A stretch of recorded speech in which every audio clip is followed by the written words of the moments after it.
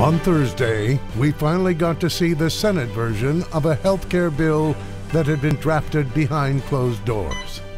With Democrats firmly opposed to the plan, Republican leaders are pushing for a vote as soon as next week.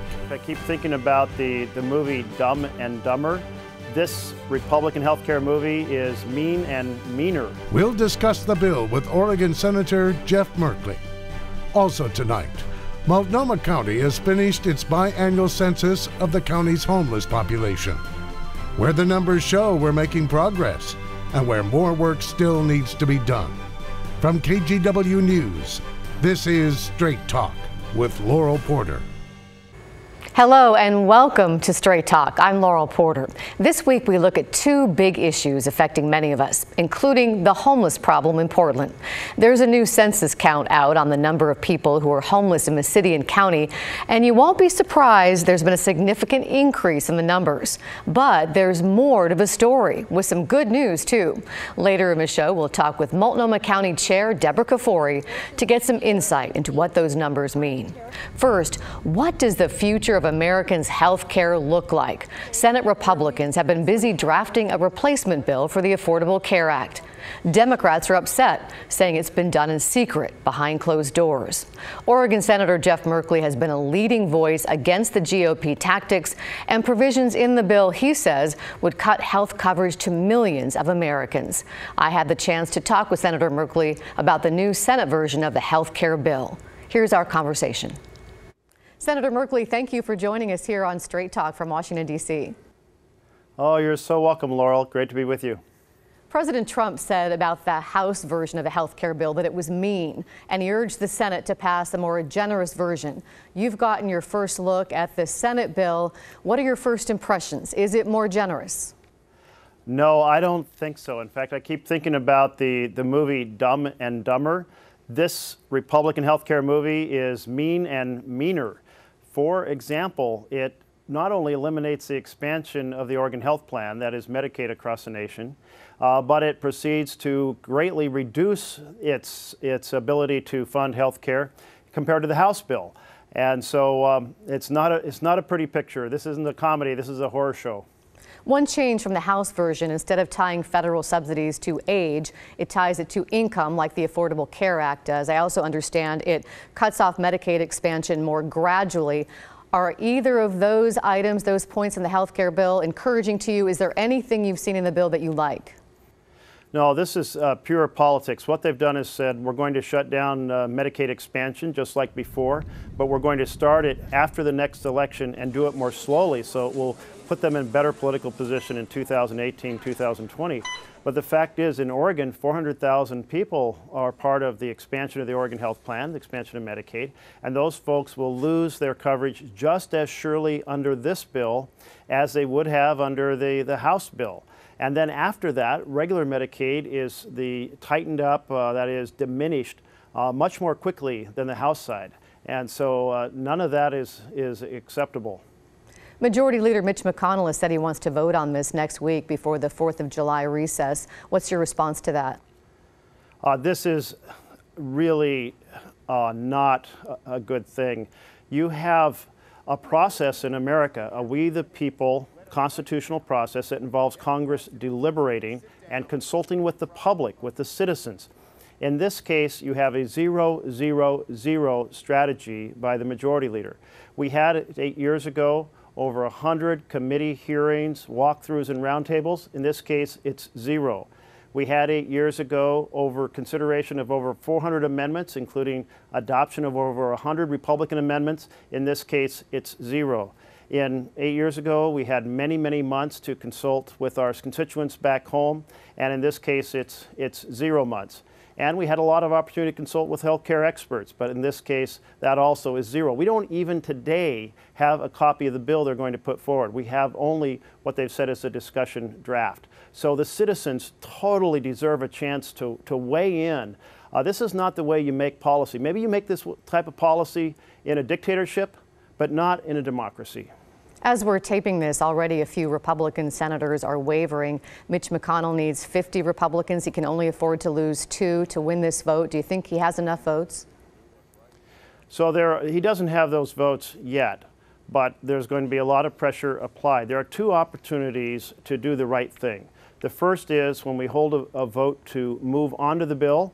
That is a chance for 3 Republican senators to stand up and say, I am a senator of the United States, not a participant in a closed dictatorial system. My citizens deserve a chance to see this bill. I want to hear from experts on this bill as well as my citizens, and we need to have the dialogue in committee. That's what we do in the U.S. Senate, and vote against it, against moving on to the bill. That would be terrific. We would get a chance to have the right process after that. The other opportunity is, if unfortunately we are on the bill, is to have 3 Republican senators join us in voting it down.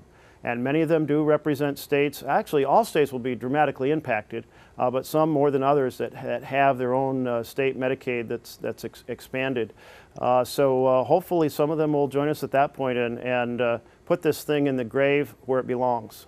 The bill was largely written in secret. Even members of a working group of Republicans tasked with writing the bill sometimes complained they were left out of the process. Oregon Senator Wyden called the practice as stark as an example of legislative malpractice as I can remember. Senator, how would you describe how this bill was drafted? Yes, the secret 13 went in a room and built the bill, and they did so in a process that involved, they were so embarrassed about it, they did it in a room off a hallway where the television cameras couldn't get even into the hallway to see them going into the room and coming out of the room. This is a vampire bill, and by that I mean it's completely afraid of sunlight, that is exposure to the public. And in addition, it sucks the blood out of health care for working people and struggling families across our nation. In fact, it affects everyone because the rural health care clinics and urban health care clinics, the hospitals, both rural and urban, have had a lot better financial foundation to expand health care because they've had such a reduction in uncompensated care. So their finances were better, they hired more health care practitioners, they therefore had more support to citizens. That's a big improvement over where we were, and all of that's at risk right now. Regarding the complaint that this was done in secret, Mitch McConnell said nobody was hiding the ball. He said that Republicans and Democrats have had years to debate and discuss health care ever since the Affordable Care Act was passed, and they needed the privacy to be able to properly draft a bill. And Democrats have been waging a resist campaign. Is it somewhat understandable they'd want to do this away from the spotlight, away from the loud objections, until they had a bill to present? No, absolutely not. That'd be okay if they wanted to, if you will, prepare a discussion draft 3 months ago and then put it out for 3 months of committee hearings and public deliberation and town halls and expert input. But they're not. They're planning on presenting the actual bill at the moment we're on the floor having to vote on it. That's totally unacceptable. There's no excuse for this type of action. This is a destruction of the Senate as a deliberative body. Obamacare has had its problems and premiums have been going up. What do you think the answer is then to controlling the spiraling cost of health care? Well, one of the biggest drivers is the high cost of drugs. And we've tried to rally our colleagues to work with us. A lot of these drugs are invented in the United States. We fund the basic research through the National Institute of Health, and yet they're selling them at a lower price abroad than they're selling them here in the United States. That's unacceptable. And furthermore, we have to stop this process of investors who buy a company and then raise the cost of a drug 20 to 50 times. Or allowing the big companies, brand name companies, to do a contract with a generic provider to take the generic off the market so that they can exploit citizens who need a particular cancer drug or diabetes drug. All of these tactics are unacceptable. We need bipartisan effort to take on the high cost of pharmaceuticals because that is really the big driver here. There seems to be growing support for a single-payer system. Is that, Senator, what you would ultimately like to see? Oh, absolutely. What we have is such a complex system. We have Medicaid, we have Medicare, we have workers' compensation, we have on exchange, we have off exchange, we have self-insurance. The list goes on. And in the course of that, just people end up in a very continuous process of stressful efforts to make sure that they're covered and that they have an affordable approach. Every other democracy says that as being a citizen, we are going to provide basic and basically free health care for every citizen. And if you want, the fancy stuff, you can buy a policy on top of that. But that's a stress-free situation. You're born and you're covered. No forms to fill out. And that's the type of peace of mind that would be beautiful in America. And because of the complexity, because of the stress, more and more citizens are becoming excited about Medicare for all, or single payer for all, a much simpler and, by the way, much more cost-effective approach. How can the country afford that, though? People would say that's going to mean really high taxes. Well, realize what we're spending on health care currently. We're spending 1/6 of our economy on health care. So we're already spending the resources as a nation. Let's spend it make it less stressful and actually spend it more efficiently and provide more health care for the dollars we're spending. Many people had high hopes that after Congressman Scalise and the others were shot at the baseball practice for charity, that there would be a different tone on Capitol Hill. There'd be more bipartisanship. Have you seen any substantive change since last week, given this heated political rhetoric we're seeing this week? Absolutely not. What we are in the midst of is the single most partisan period of a majority squeezing out any sort of debate or deliberation, and that's the heart of what a legislature is debate and deliberation. They're squeezing it out in a way we've never seen before in America, and there was no indication that they intended to change course after the tragic events of last week. President Trump offered advice to Democrats after Republicans won the 2 special elections this week, saying it would be better for Democrats to work with Republicans on health care and tax reform. He says obstructionism doesn't work. What's your response? Well, we've been inviting the Republicans to be part of this dialogue forever. In April 2009, I went to the floor with a memo from Frank Luntz, the strategist for the Senate Republicans, and that memo said, we don't care what improvements to health care Democrats propose or the president proposes. We are going to oppose it because that is the most effective political strategy.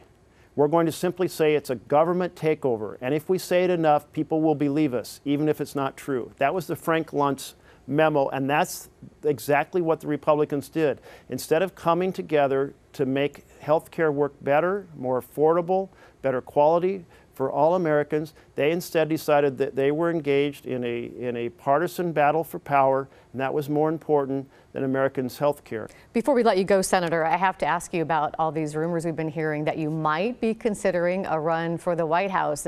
Have you considered that at all, that you might run for president? The only thing I'm considering is how to help my colleagues in this 2018 election and hopefully put this nation back on course. It hasn't crossed your mind at all? No chance you'll run? Well, I think it was Senator Byrd who once said that every person who comes to the Senate, it flashes in their mind at one point or another they could be a better president than the one who's serving. And I must say every Democrat in America believes they could be a better president than Donald Trump. And coming up next, Multnomah County Chairwoman Deborah Kafoury joins us to tell us about a new point-in-time count on the number of homeless people in the city and county, what the numbers mean, and why there's reason to be optimistic. We're back in 2 minutes.